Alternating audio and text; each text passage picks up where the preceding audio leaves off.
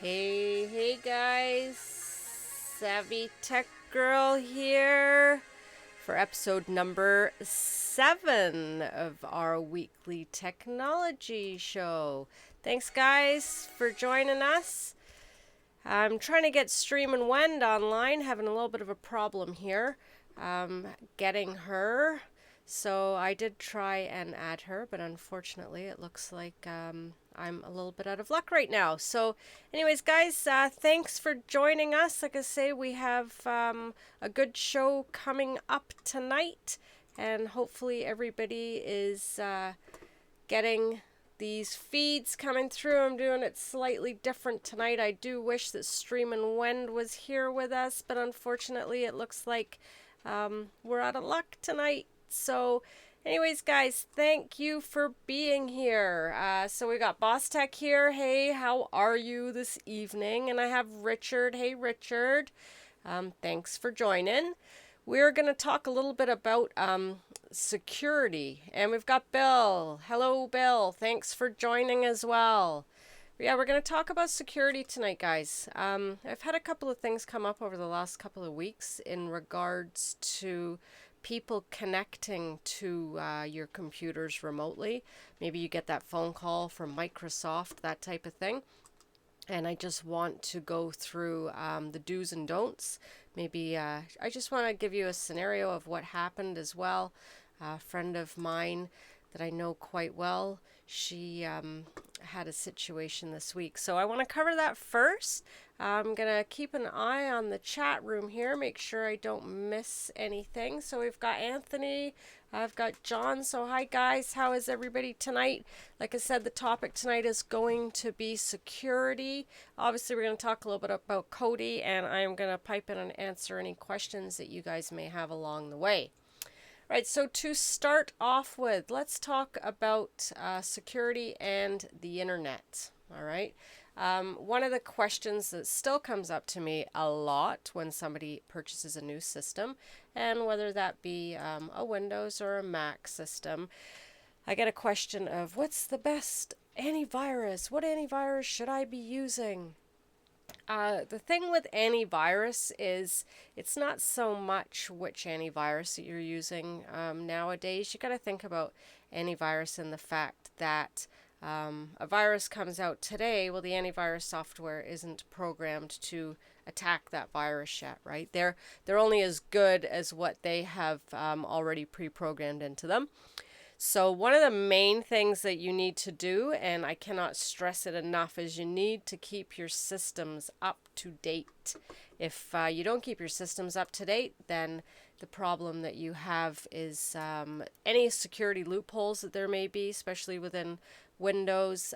There are system developers. I'm in the Windows development program, and we use these operating systems. We find out where there's some loopholes, report that back, and as annoying as it may be, there's sometimes, especially now, there's updates coming out constantly, and daily our updates are coming out.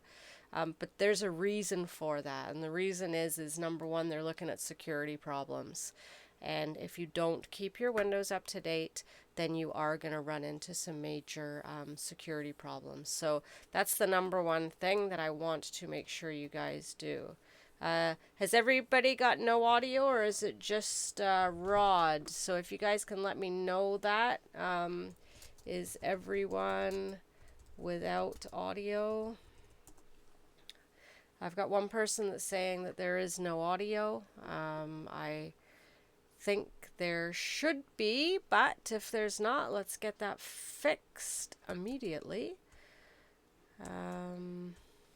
Anybody? Is everybody out there? Can you tell me? Okay, so Anthony, you're good. So Rod, there, maybe you've got it on mute or something, but everybody else seems to be good. So thank you for answering that. Okay, so back to the security and back to whether we need an antivirus. Windows 10, Windows 8 was shipped with an antivirus, and also I believe Windows 7. So that's called Windows Defender. And the one thing about Windows Defender is, for some reason, Microsoft decided that they were not going to show you where if it's running or not. right? It's like it's hidden. For some reason, they wanted to hide it. I have no idea why, because an antivirus system is something that I would think you want people to know that's running in the background. People feel secure. If they see that icon in the bottom right-hand corner that's green or it's just saying, yes, you're protected. I think people feel a lot more confident in using their system.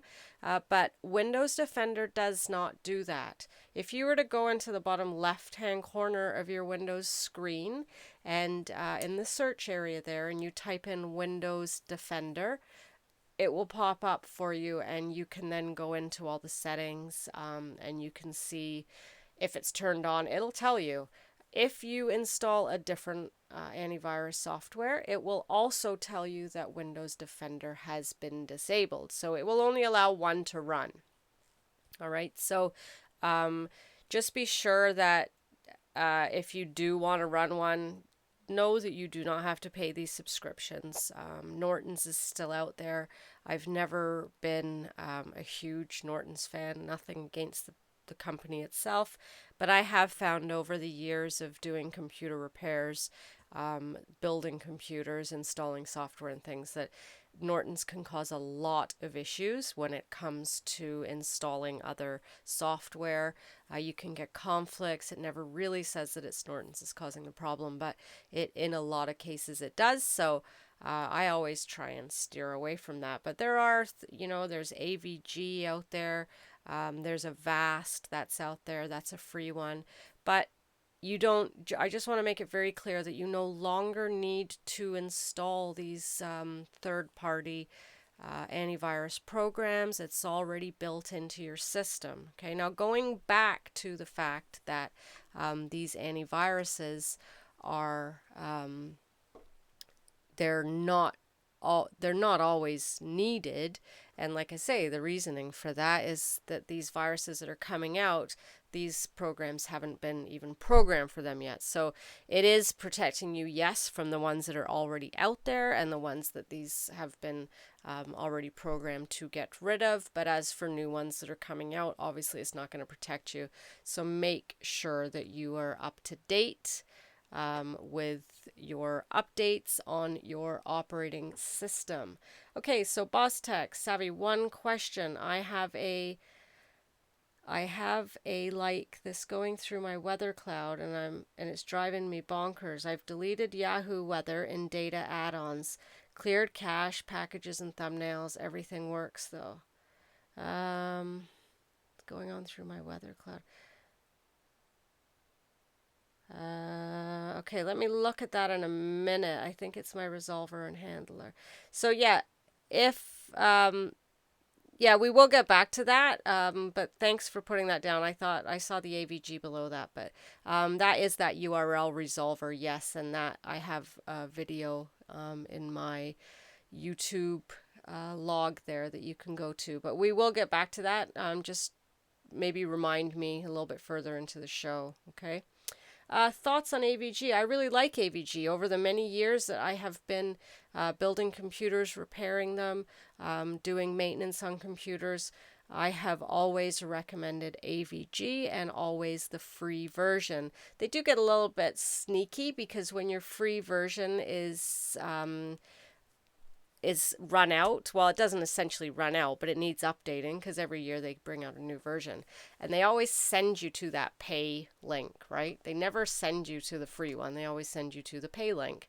So they are a little bit sneaky when it comes to things like that. But as long as you go in and you actually get the free one, then everything is fine. And yeah, you know what? That is the one I have always used. I've never had a problem with it, apart from the fact that, like I said, if there's a virus that is not in the database yet, of course it's going to get through, right?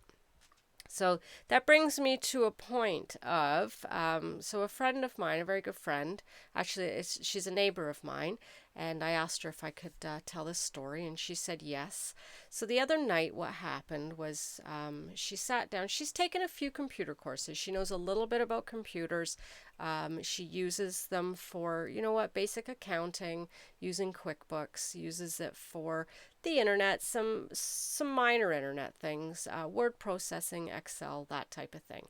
Like I said, she is taking a computer course. So every year she subscribes to Norton's, and she has for many, many years. Okay. And so she's got her new Norton. She went into Staples, I believe it was, and you purchase the new code, the new serial number for this year. Then you go onto the internet and you download your Nortons. So she's purchased this serial number, and she comes home and she turns her computer on and she Googles Norton's. Okay, Norton's Antivirus. I'm not sure if she Googled Norton's or Norton's Antivirus, but when she Googled it, she clicked on the very first Norton's Antivirus that came up onto her screen. Now, this is where we need to be very careful when we're using Google for search, guys. Okay, so she wasn't really paying attention 100%, but this never crossed her mind that anything would happen. So she searches it comes up with Norton's Antivirus, and she clicks onto the link, which takes her to the Norton's page, at which point it gives you the option to download. So she goes in and she downloads it, and it gives you the option to install. When it prompted her for her serial number, she put her serial number in, and it came up with an error message. So it had a phone number, so she thought, well, I'll try it again. So she tried it 3 times, and this number kept coming up every time. So the 3rd time, she decided that she would phone them, the 1-800 number that came up on her screen. And at which point she phoned them, and she spoke to a gentleman on the other end of the phone who was Canadian speaking, and he advised her that her Norton's account, had actually been hacked. And although she thought she had 3 computers on her Norton's account, she had 15. And the gentleman said that he would be able to fix this problem for $1,500. But all he needed to do was connect to her computer. So unfortunately, trusting as she was and believing that she had phoned Norton's in this case, she allowed this stranger to connect to her computer. Well, to find out that this person is not from Norton's, they have created a false Norton's Antivirus website, and they have people downloading these programs and then calling the 1-800 number and telling you've got to pay them $1,500, $800, whatever it is, to get them up and running again. At which point I'm thinking they would probably steal your information.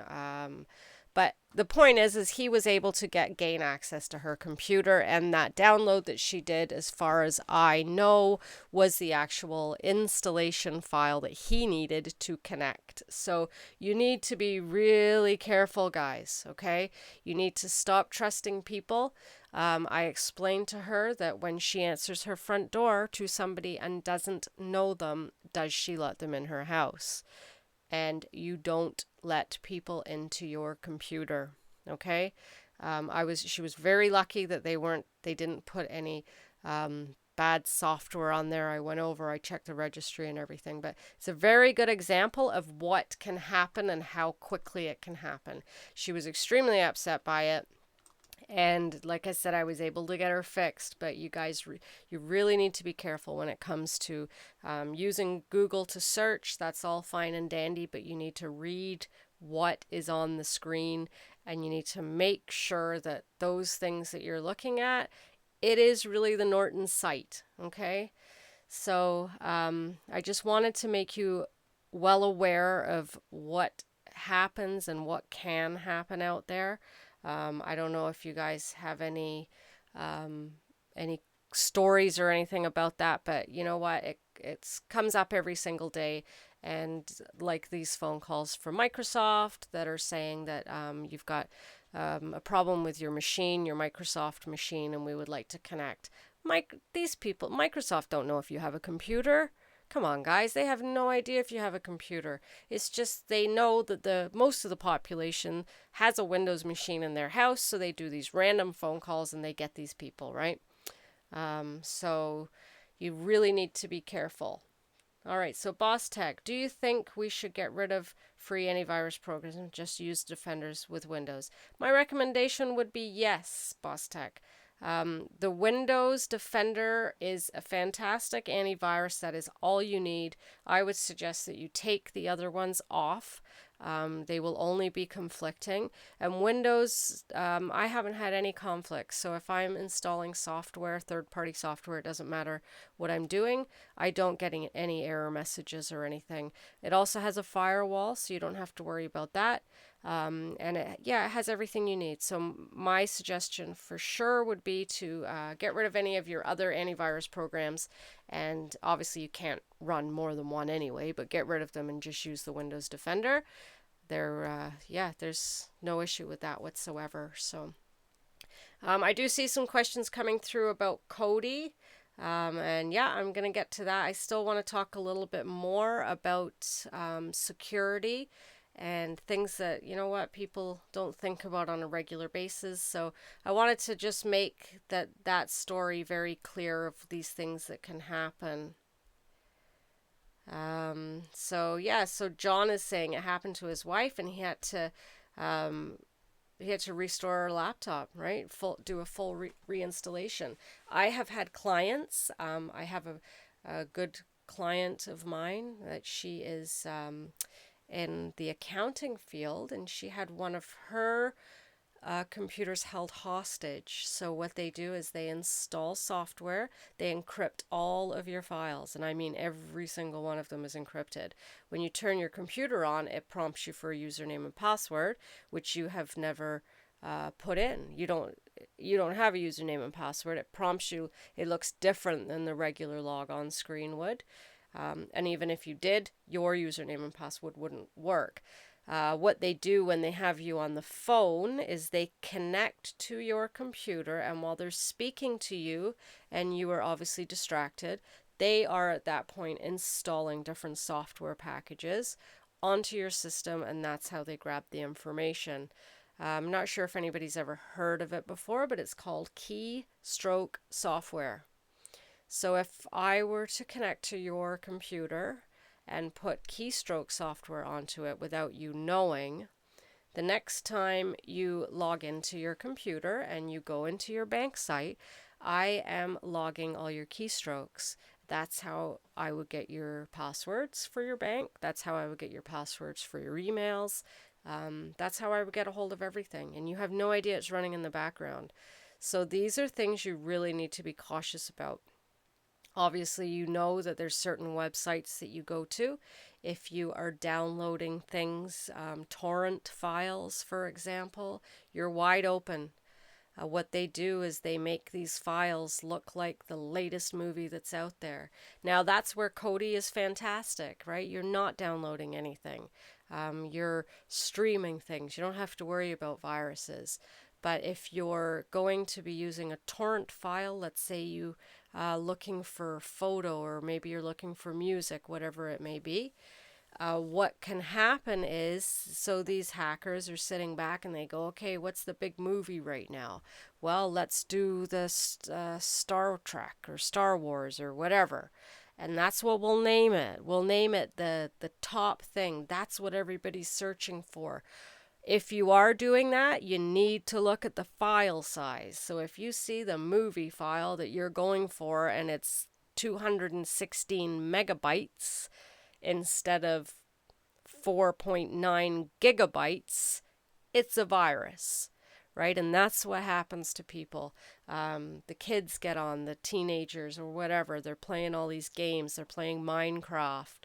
They want to get these different levels. They're going on to torrent sites. They're downloading all these files for their game, but they're not. They're actual viruses, and that's what they do. Okay, so they name the virus after the top file of today. They search for it. They go online. They find out what everybody's searching for, give the virus that name, and bang, your computer's infected. And you get to the point where you can't even start the computer. So I'm not saying, you know what, I'm not trying to scare you, and I'm not saying that don't do any of these things, but you really need to be cautious. And you know what, things like that get into your computer, and your antivirus software is not going to help you either. So that's sort of when I come into play, and I have to go into registries and I have to fix registry files and recover it back. The other big thing that brings us to is backing up files, right? If you don't have a backup file and something like this happens to you, you're in big trouble, because essentially you've lost everything. And when these encryption programs get installed onto your computer, they're not only hitting the hard drive that's inside your computer, they hit every drive connected. So USB, any drive that's connected, that's what it hits. So if you have a USB drive that's connected to your computer, and that's where you do your backups, and that backup drive is connected, then that's gone as well. Okay, so that's all encrypted. Those files are gone as well. So if you're doing backups to an external hard drive, back it up, disconnect it, put it in a safe place. And do not connect it back up until the infection's completely gone from that computer. Okay, the other thing you can do is use cloud backup. Obviously, that's a great solution. Have it in a couple of places. Maybe you use the Microsoft one, the OneDrive. I like OneDrive. I've had a lot of success with it. I use Google Drive. I use Dropbox. Lots of different places to store your files, guys. So be sensible about it, and yeah, get it out there and make sure that if something happens, then it's easily retrieved. Okay. All right. So let's see if we've got any other questions in here. I did see something about did I get a chance to take a look at the build? Or, there's another one on here. Anthony, question, would you like to review a Kodi build at my buddy build? Absolutely. You can send it to me. Send me an email, savytechgirl@gmail.com. I do have another one that I have to review as well. I said I would review it last weekend, and unfortunately time got away from me. So I will do that one first, and then I'll do your buddy. So for sure, please just send me a link or have him drop me an email with his information, and I'll do a review. And then if he actually launches it, then I can do a review on YouTube. So again, savytechgirl@gmail.com for sure. So yeah, so we got somebody else in here. How's it going? Nice to see you. Thanks for joining us. So we're just talking a little bit about antiviruses being hacked. The other thing to talk about is public Wi-Fi. So everybody gets into public Wi-Fi, right? You grab yourself a cup of coffee at the local coffee shop, or you go into the library or something, and you've got your smart device, because everybody has a smart device, and you walk in and you sit down and you're enjoying your coffee and you connect to their Wi-Fi. Bang, right? Perfect. So now you can check your emails. Maybe you need to do some banking, whatever, you need to, maybe you're doing a little bit of work, that type of thing. Maybe you've got your Surface Pro, so you're getting a little bit more work done than you would on a cell phone or a smartphone. And you got somebody sitting beside you, and maybe they're connected to your smart device without you even knowing. Has anybody ever thought that that could possibly happen? Has anybody ever heard of that? Just looking for a little bit of feedback. Is that something that people think can happen or can't happen, or what are you guys thinking with that? Because I can tell you that it can happen, and it happens quite frequently. There's a lot of technology out there. It's very simple to use, and it can they can get onto your system, right? So you're on a public Wi-Fi. You have been provided with a login, and they definitely have a level of security. So don't get me wrong, but what a lot of people are able to do is, and very simple, like if somebody's sitting beside you with a laptop, it's very possible that they have some type of hacking software on there that is able to connect. So what they do is they sit down and they can see what hotspots are available. They can scan for information like security, social security numbers, credit cards, things like that. what they're doing is they're looking at the traffic that's on that public Wi-Fi that all these people are connected to, and they're able to grab that information. Now, for example, I have a business that I have customers come in, and I do offer free public Wi-Fi to them. So we have a password, and the clients come in and they ask for the password, and we give it to them. So Otis is saying, I've heard of that. I don't ever use public Wi-Fi. My personal preference. Yeah, and that is one thing to do, to not use public Wi-Fi, so to stay on your data. Or you can put a program onto your phone, right? So if you have like an IP Vanish on your phone, which is what I have, then you're able to actually sort of get yourself invisible, I guess, per se, onto the system. But so yeah, my clients come in and they connect to the Wi-Fi, and I'm able to log in to my router and I can see what my network traffic is, right? So I limit it to, to speed and things like that. But the amusing thing is that when people get their phones, for the first time, and they're setting them up and they have to name their device, what do they name them? Bob's iPhone, Savytechgirl's iPhone, Otis's iPhone, Anthony's iPhone, John's iPhone, Bill's iPhone. And I know, hey Jim, how's it going? I know everybody that's in there, so I can literally walk around and I know what everybody's doing on their phone. Now, I don't look at that information. I mean, it's none of my business. It's encrypted. I can't see what it is anyway. But my point is if there were a bad person out there, a hacker out there, these naming schemes that people have for their equipment and their devices is, in a sense, is not very smart, right? You know that's your phone, and if you're at home and you connect it to your desktop, you know it's yours. You don't really need it to say Jim's iPhone or whatever. You know what? Name it like 3DZ759. It doesn't matter the name, but just don't make it too obvious, okay? So that's something to think about as well. And like I say, that happens more than not when I look at the naming list of people's phones and stuff. It's done by the name of the person, okay? So you have things like, they call it Wi-Fi, they call it man-in-the-middle attack, okay? So the basic concept is simple.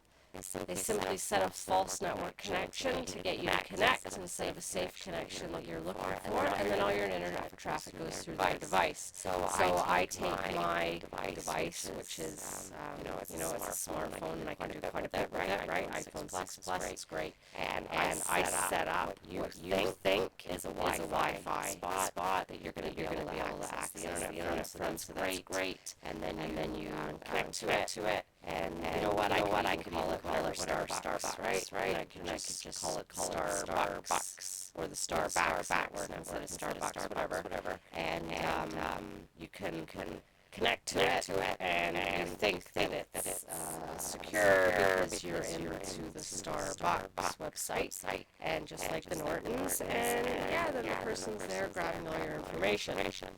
So again, that's something that you need to be cautious about. You need to be thinking about what you're doing when you're online. There's so many loopholes out there. There's a lot of devices out there for your cars. I mean, so we have these cars now that are fully electronic, and they're all computerized, right? And it's great because, you know what, I'm able to take my $10 device and I can connect it to my car, and I can pull up all my information. I know my intake temperature, I know my fuel consumption, I have all that information. It's fantastic. But it can be hacked, right? You've got keyless entry into your car. So now we've got an entry system that has to be sending a signal, because there's no other way that it can work, right? So the car, you set it up, it sends a signal as you walk towards the car. It senses that you have the key in your pocket, however it's set up, and you can open the door, or you get in the car and you drive away. So what do people do? They come home from work and they take those keys and they throw them on the counter by the front door. Maybe they put them on a hook by the front door, And then there's some bad people online that they are able to purchase devices that cost less than $10, and what they do is they take that signal and they boost it.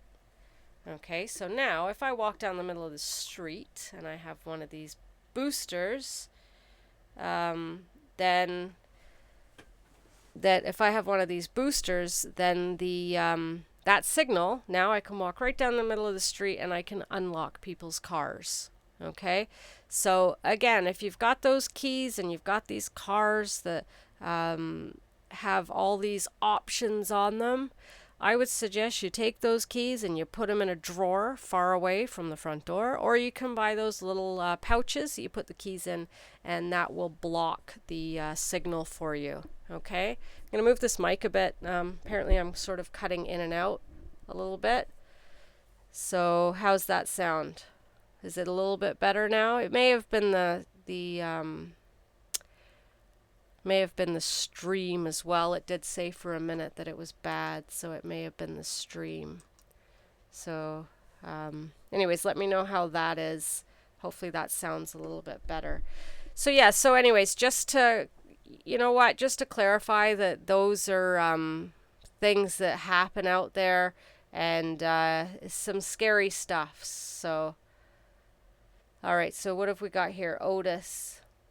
So let's go back to Richard here. He says, do you know how many people work on Kodi add-ons, and are they all over the world? So absolutely they are, Richard. Yeah, I don't know the exact number of third-party developers. I have no idea, to tell you the truth, but they are all over the world. There seem to be lots of them in the UK. But yeah, they're all over the world, and because it's open source, anybody is able to do that. So yeah, put the keys in the freezer. Good idea. Okay, so everybody can hear me now. Maybe I was just too far from the mic. So yes, there are Kodi developers, Kodi third-party add-on developers all over the world, and they are constantly putting their add-ons as they finish them into the third-party repositories, so you are able to download them. Yes, that's for sure. Okay, so Otis, only because I know hackers, evil hackers, have nothing better to do than to take free things, like the CC readers that they can scan just by walking next to you. Yep, they sure can. So that's another thing you guys need to do, is when you're in a grocery store or something, be very cautious who is standing around you, because great technology, right? We have these credit cards now, tap and go, great. So I can just walk by and tap my card and pay for something. I don't need a PIN number. I don't need anything, right? Maximum, I think, is $100 transaction. Oh, it's fantastic. But I can be a stranger and an evil hacker, like you say, and walk by, and you don't even need to tap it. I can just pull that information right off your card. So be very cautious when you're standing at the checkout. Who's around you? Make sure those cards you buy, that you can actually buy the little cases for them. I have a couple. They're just a little bit bigger, obviously, than the credit cards, so you can slip them in there, and then people cannot hack your stuff. Okay, so those are great idea. And yeah, people, you know what? It is scary. The more that the more that things get automated, the more likelihood there is of hacking. Like, look at the Cadillac that they did the example of. They hacked it, right? It's driving down the middle of the road. They completely hacked the car. They're able to shut it down. They're able to do whatever they want to it. So, you know what? It happens. It's happening all the time. It changes every day. And that's why we need to definitely keep up on technology. All right. So, yeah, so I just wanted to talk a little bit about that. And you know what? You guys can go to my website, so Savytechgirl.com, and you can take a look at the IP Vanish software. So there's a few different plans out there. So if you're going to do 1 year, it's $6.50, I think, a month. And you can get to the link from my site. And yeah, so what it's really doing is it's allowing you to, one of the things is you can watch, if you're not using things like Kodi and you're just using your computer, maybe you want to look at BBC and you're in the States. So it allows you to do things like that. It's changing your IP address so you can not be in the location that you're really at, right? It's 100% secure, so they've got very easy software. And the other thing is it won't dial down your speed. So a lot of your ISPs, even if you have unlimited and high speed, once you hit a certain download limit, they decide that they're going to start pulling back on the speed that they give you. And I know they shouldn't, but that's what they do. They throttle it down, and you miss out on a lot of things. So anyways, check it out, IP Vanish, and you can, like I said, you can get to it from my website, Savytechgirl.com. Okay, so what else do we have here? So yeah, we've discussed putting the keys in the freezer. It works, absolutely. I don't know how good it is for the chips that are in them, but it would work for sure. So we need hackers to expose the lack of security big companies fob us off with. Yeah, you know what? The hacking as a, like, if you're an ethical hacker, and there is, you can take a course in ethical hacking. You know, it's a great field to get into, and I do some ethical hacking in the way of, like, people will come to me with computers from, you know what, some from family members. Maybe something's happened to a family member, or and a lot of people, like I said, they don't leave passwords and that information, or where's the password? It's on, they're all on the computer. So I've had many times where I've had to get into somebody's computer, and I've actually had to hack to get into it. But that, yeah, that's ethical hacking, right? And it's, you know, it's like the Apple thing. Should Apple allow the FBI access or to their getting into their iPhones and getting past their security?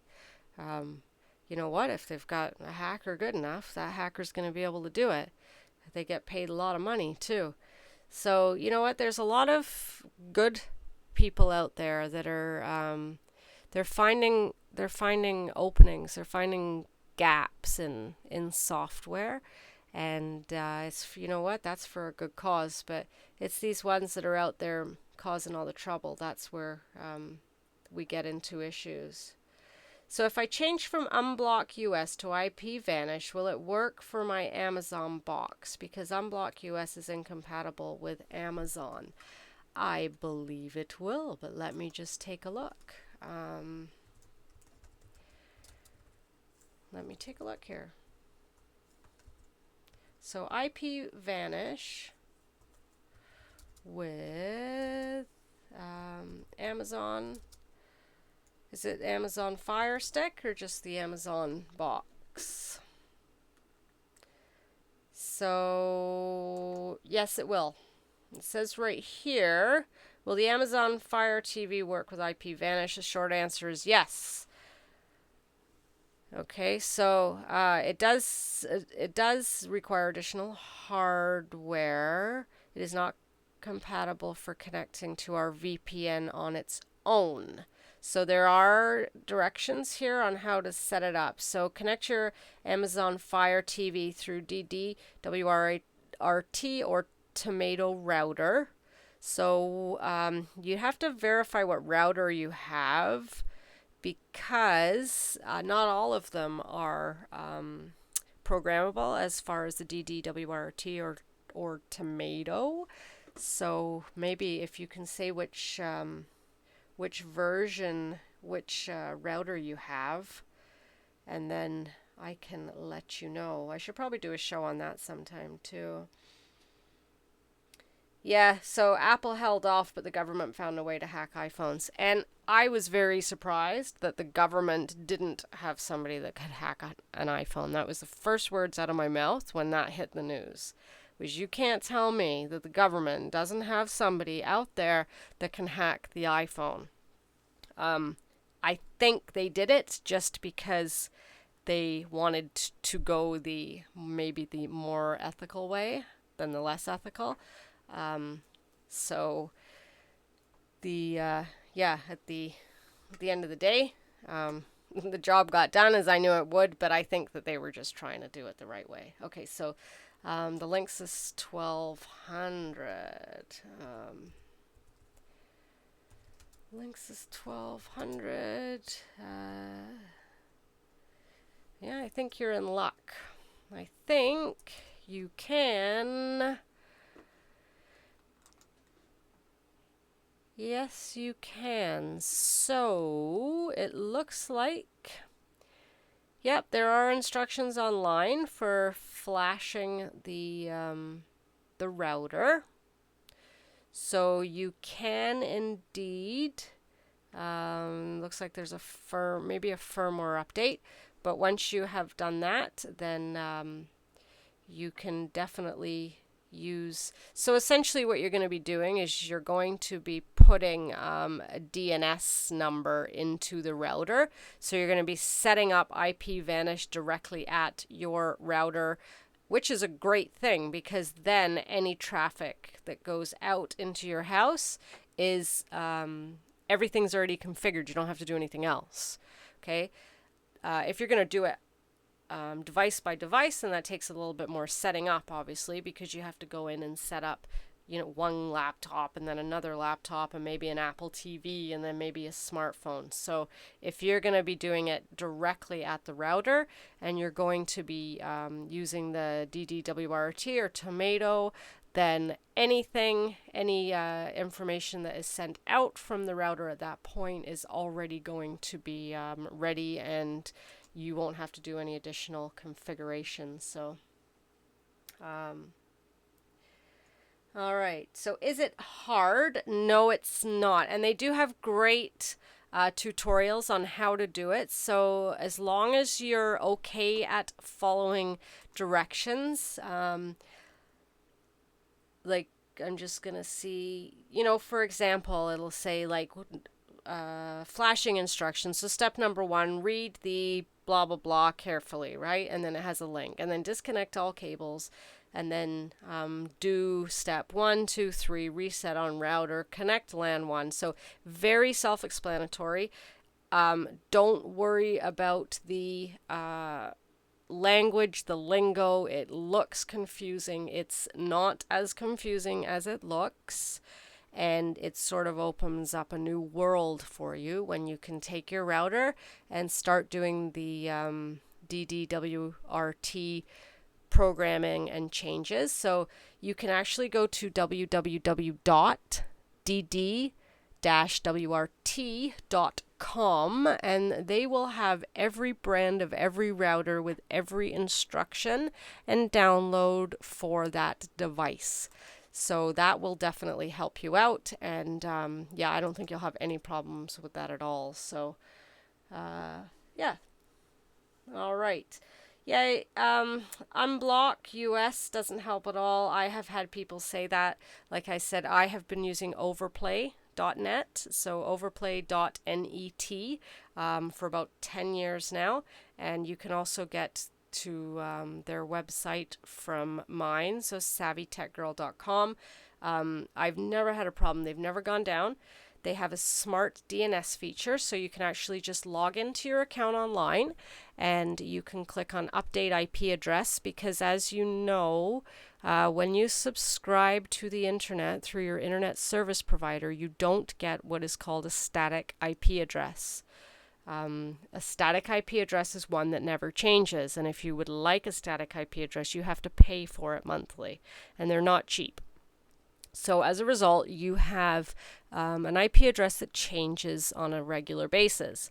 It's not really an even cycle, I don't think. I think it changes. Maybe it's 3 weeks, maybe it's a month, maybe it's 3 months. Well, I don't think it's ever 3 months, but it's never on a regular system. So in order for you to use a smart DNS service, you would have to just go in every once in a while and push the refresh button so your system knows what your new IP address is. Now, the reason they do that is because if you had a static IP address and you weren't paying for it, then essentially you could be setting up some pretty good maybe online cameras, security systems. And these are things that your ISPs can take advantage of, right? They can charge you extra for it. So that's the reason they charge for it. But super easy. Open Overplay.net and IP Vanish are both super easy to use. That's why I'm promoting them. I'm a reseller for them, and there's no way I would put my name on reselling them if I didn't like the product. So. Have you heard of the KKIII? Is it a good box? I actually have not heard of it. No, so I can't really answer that. How many of you guys had a problem on the weekend with those Kodi boxes rebooting? How annoying was that? That was pretty annoying. So Saturday morning, I start getting my first phone calls. And then I had an email, and then I had another email, and then I had a text message, and then I realized something was happening. So the URL resolver software or a third-party add-on that's in Kodi decided for whatever reason on, I think it was Friday night, Saturday morning, the automatic update wasn't going to work anymore. So what happened was you would turn your system on, and after about 3 or 4 minutes it would reboot, and just got into this vicious circle of starting rebooting. So I don't know if anybody out there experienced that, and if they did, how successful they were at repairing it. But I did get a video online by Saturday afternoon for you. I'm not really sure why it happened, Jim. I think it may have been something in their programming. I'm not sure, but if I had to hazard a guess, I would say that it was because an update was due, and the update actually would not automatically go through. So as a result, what you had to do is you had to, unless you were really fast, you had to disconnect your box from the internet. So I suggested either unplugging the cat cable or just disconnecting from the Wi-Fi. And if you had a USB Wi-Fi dongle, that was easy enough. You just unplugged it. Then you went into your add-on dependencies and did an update on the URL resolver. So just before you hit update, you had to obviously reconnect to the internet and do that update. Once the update was done, everything was fine. But unless you were really quick about getting to that update, you had to disconnect from the internet. It's like when your computer gets a virus, right? You get into a vicious circle, and sometimes you just got to shut that internet connection down. So this is Yvonne. I'm having problems connecting to Wi-Fi from my Galaxy Tab 3. I factory restored it and put my modem password, and it says saved and rescued, doesn't connect at all. Oh, saved and secure. Okay. Now, Yvonne, it is possible that, is it saying that it's connected, but you are just not getting any internet packets through? Because if that is the case, it's possible that you are picking up the same IP address as something else in your network. So do you have other devices on your network that are using Wi-Fi? That would be my first guess. Now, Galaxy Tabs are known for this, but my guess is that you are conflicting with the IP address on another device.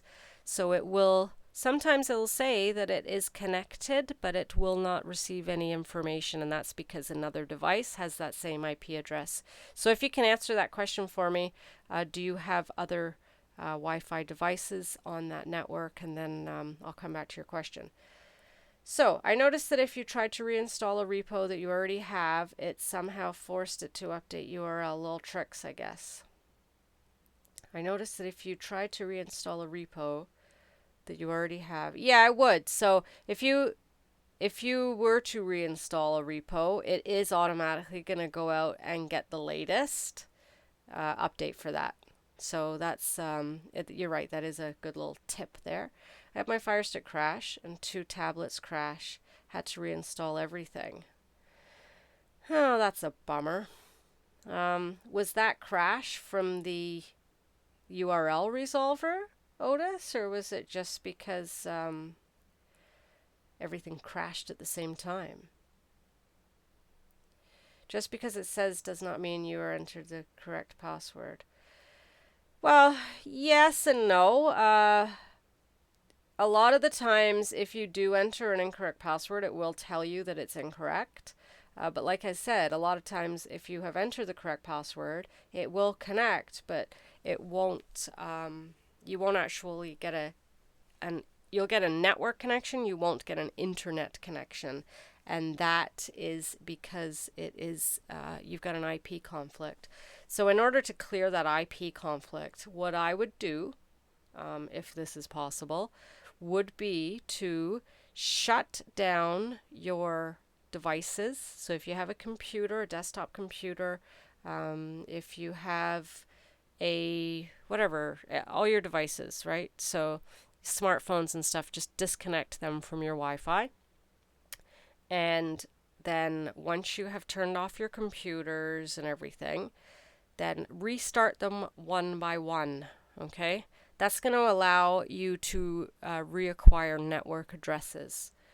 And then once you've reacquired your network addresses, hopefully that tablet will reestablish a new IP address, and then you will be able to go online. But if you're still having problems, Yvonne, send me either direct message me on Twitter at Savytechgirl or drop me an email, savytechgirl@gmail.com, and I'll make sure that we get that fixed for you. I know it can be very annoying, and when it comes to Wi-Fi, a lot of things can sort of go astray. So for sure, let me know how that goes. And like I said, savytechgirl@gmail.com if you still have problems, and we'll get those fixed for you. Okay?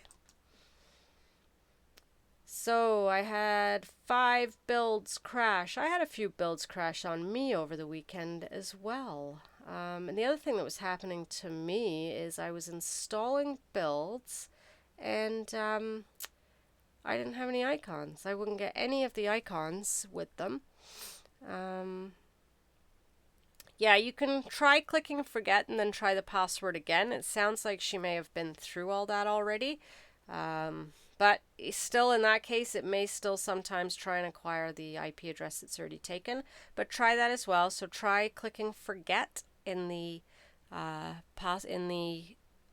list of Wi-Fi connections, and then once it sees it again, then you can click connect and try and enter that password again.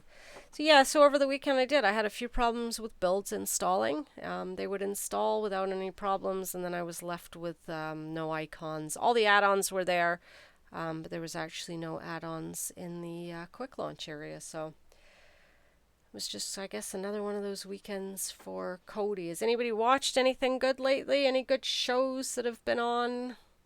I don't really get a chance to watch any TV. By the time I've made my videos and everything.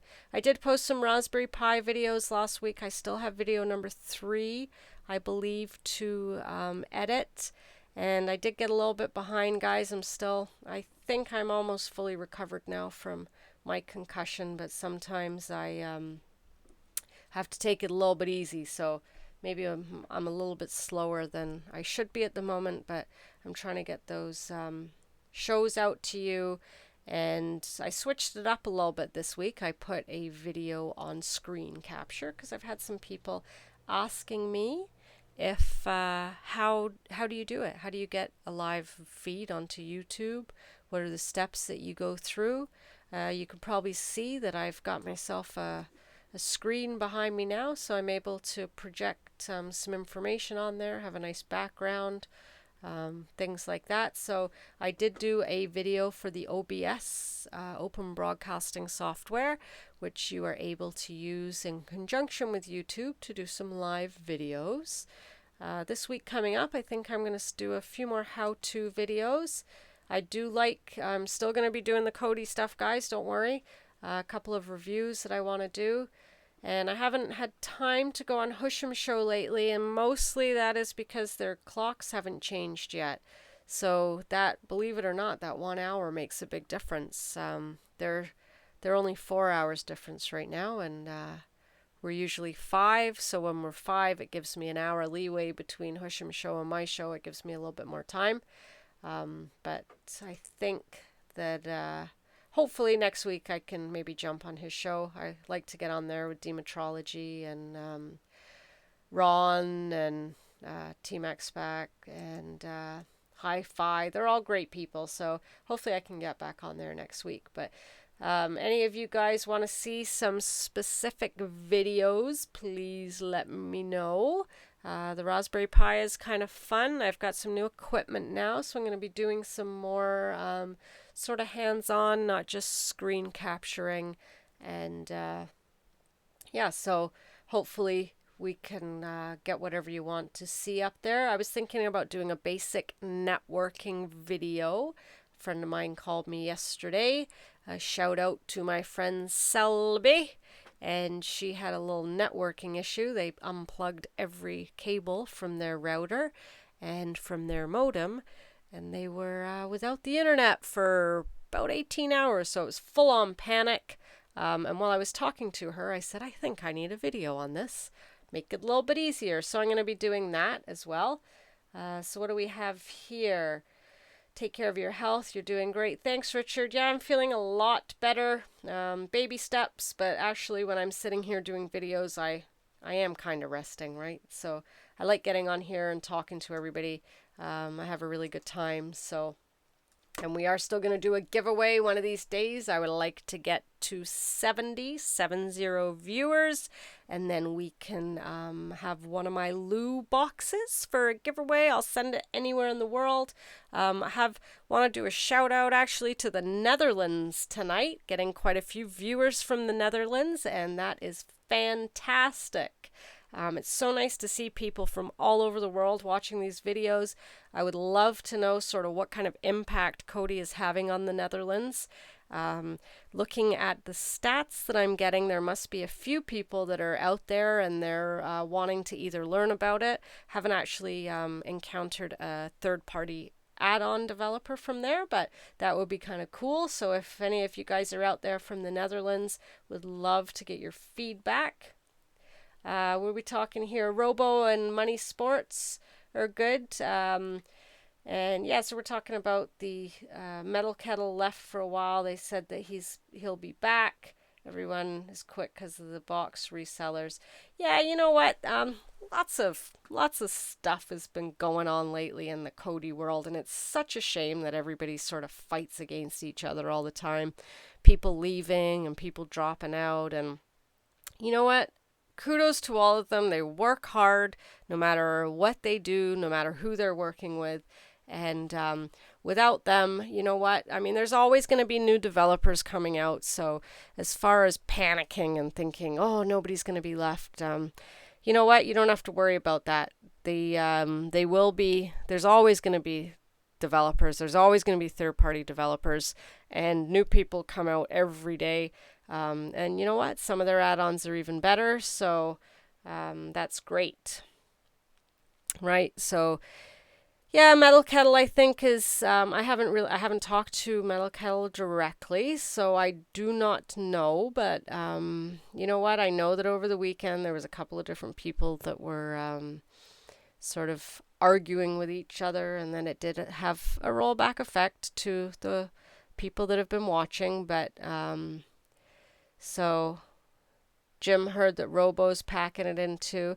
Yeah, and you know what, guys? Maybe the other reason these guys are packing it in is because they don't have time. I mean, it takes up a lot of their time, takes up a lot of their family stuff, and you know what? Maybe they don't have time anymore. Maybe they just want to kick back, relax, and maybe even watch a movie or something. So, but like I say, not to worry. These developers are never going to go away. New ones are going to reappear, and you know what? Everything will just keep on going. So, hey, Len Tech, great to see you. You got here just in time for the end of the show. We're coming up on 1 hour. We've had a good show tonight. Talked a little bit about security, talked about Kodi. I know Richard would like to see the video number 3 on the Raspberry Pi, and I promise you I'm going to put that out there, Richard. Tomorrow it's Good Friday, so happy Good Friday to everybody, and very happy Easter to everybody as well. And I'm going to have a little bit of free time this weekend. So I promise Richard personally that 3rd video for the Raspberry Pi will be released over the weekend. I will do the video, then I have to edit it. The editing takes longer than actually making the video, but not to worry, I will get that done. Boss Tech, we're going to depend on me. Yeah, don't worry, guys. I'm not going anywhere. Yep, I'm here. I'm here to stay and here to bring you all the news. And yeah, like I say, I definitely want to try and get back on the Husham show.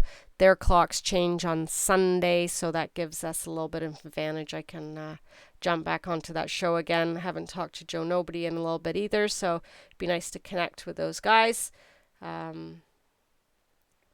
But yeah, and Richard, I am starting to feel better. I've had one thing after another. I had the cold, and I had a concussion, and another cold, but here I am. I'm back at it, feeling good, and I'm looking forward to having our family for dinner this weekend. So that will be fun. It's sort of tradition. We do the Easter and Thanksgiving dinners, and then we have our friends over that always invite us for barbecues and Christmas, and it's just our way of saying thank you to them. So we're gonna have a great Easter and eat lots, and I hope all you guys do that as well. Thanks for watching, guys. I hope you enjoyed the show. We switched it up a little bit, and next week is going to be the same time, same place, so 7 p.m. Eastern Standard Time on Thursday. And yeah, I know Husham had the show just before me, and he invited me on, but I didn't make it because I was sort of setting up for this one. So, but next week, hopefully I'll get back into it because we'll have the time difference of 5 hours instead of 4. So that will be... that'll give me a little bit of time, even if I sort of get in there for 45 minutes and say hi to everybody, which I hope to do. But yeah, no, it's great, guys. Thanks very much. It was a really good show tonight. I hope you all took something away from it. I hope you took a little bit of security information away. And question, would you like to review a build? Yeah, Anthony, I'd love to review a build. Please send me an email, savytechgirl@gmail.com. As I said, I do have one that I will be reviewing already, and I was going to review it last week. I just ran out of time, but please send me an email, savytechgirl@gmail.com. You can find me on Facebook, facebook.com/SavvyTechGirl, obviously on my website /blog, SavvyTechGirl.com. And you can get me on Twitter @SavvyTechGirl. I try to answer everybody. I do get a lot of emails, so sometimes it takes me a little bit longer than others. But if I have missed any of your emails, please just resend it to me. It was an oversight, and I will definitely get back to you. And Yvonne, please let me know if you have any other questions. I do see something here. She said, I have a VPN app I got free from Google Store, but I forgot to disconnect it. My son entered Play Store to download a game, and the problem started from there. I fixed everything except the Wi-Fi. Maybe was that, I guess. Okay, so yeah, I think if you have reset everything, that shouldn't be the problem. But like I said, drop me an email, put all the details in there, and we will get you fixed. Okay, wait. The URL. and handlers should I use to fix my weather? So that was the Yahoo weather. Well, it should just come from, hang on, let me just see. But if you're using it should just be the yahoo.com. Which one are you using, Boss Tech? Because I do remember. Yeah, Lentech, I see you're late again. Oh, you must have commitments. It's great having you guys back on. It's nice seeing you guys on a regular basis. I don't mind running a little bit over time either. So, Boss Tech, I know that you said your weather. So if your weather is Yahoo, you should just be Yahoo. So if you know what? Maybe try and delete the add-on, the weather add-on, and shut your box down. Restart it. Clear the cache. Make sure you clear the cache.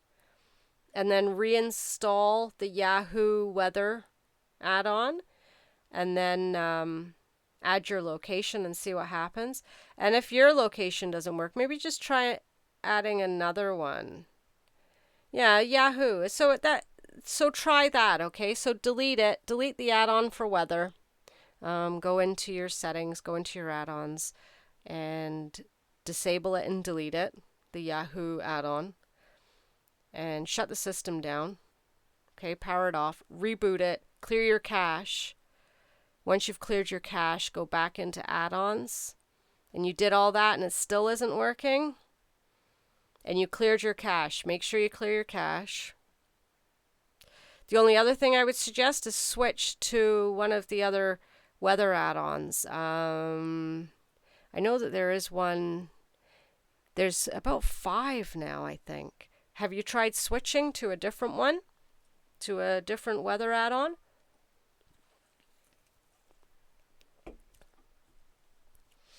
Because maybe if you switch to a different one, that might work. Anybody else got any ideas? Anybody that's out there? What add-ons are you guys using for weather? What happened to Stream and Wen tonight? I don't even think she came in the chat room. Okay, well, try it again, Boss Tech. Let me know. I just wondered if anybody else had. I always use the Yahoo weather. I've never had a problem with it, but I'm wondering if it's the build you're using. Maybe try it in another build, or try it in just. Oh, yeah, you tried switching. Did you try it just so you did the fresh start? Do a fresh start. Take the basic with nothing else installed, no other third-party add-ons, and try installing the weather add-on first. Yeah, you can sure, Anthony. You can. I wouldn't put your link to your build here. I would make sure you send that to. Oh, the weather pops up, but you get a slash through the cloud, so that means that it is not connecting. So the app is working, but it's not connecting to the server. And I'm assuming that all of your other add-ons are connecting to the internet. What about your time? Is your time right? Yes, Anthony, you can give me the link to your new build. You need to email it to me. Savytechgirl@gmail.com. Okay? Make sure you don't send me to a virus link. Please and thank you. I do have an old machine I test things on first, so. Started since the resolver issue. Is your time right, though, boss? Your time and your date and everything is correct?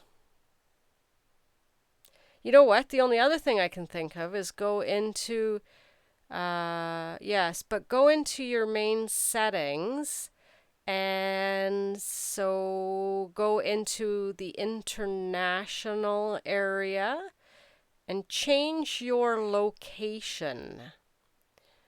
Just try this. So go into the international area, change your location, so where you would set up the time, and change it to like Canada, Vancouver or something. Yeah, whether that's what I suggested try a different add-on, but for Yahoo, try that. Try changing your physical location within the KKIII system, and then so you're in a totally different time zone and everything, and then try it. See if that works. Let me know. Or like I said, try a different weather add-on, and that might help as well. Okay, so Anthony is going to email me a link to the build. Did you want me to do a full review, Anthony, on YouTube, or you want me to just play around with it and let you know? Oh, it's not a small issue, boss. I love getting this is what we're here for, right? We're all here to help each other. So it's not a small issue, it's an irritating issue, and if it's not working, we'll get it fixed. So yeah, Anthony, let me know in your email. Do you want me to just review it and give you feedback, or would you like me to do an actual YouTube video? Let me know, and I will get that done for you. Like I say, you're on the list. I do have one to do before you. Actually, I think I got a couple to do before you, but I will definitely get to it. So send it to me, savytechgirl@gmail.com. Okay, guys? So thank you again. Happy Easter to everybody. Enjoy your family, your friends, whatever you decide to do this weekend. Play safe. And we will see. I think I'll probably jump on at some point this weekend, guys. If I've got some extra time, you'll see me maybe pop in for a pop-up live show over the weekend. So make sure you subscribe to my channel and make sure you set your alerts. If your alerts are set, as soon as I go live, you will get a message and you can come and join the chat. So before Thursday, I will definitely jump online and see how everybody is doing. Okay, thank you again, everybody. We had some good viewers tonight. Really enjoyed it, and I hope you guys did too. Looking forward to seeing you next time, and I'll see you in a couple of days. Thanks, guys.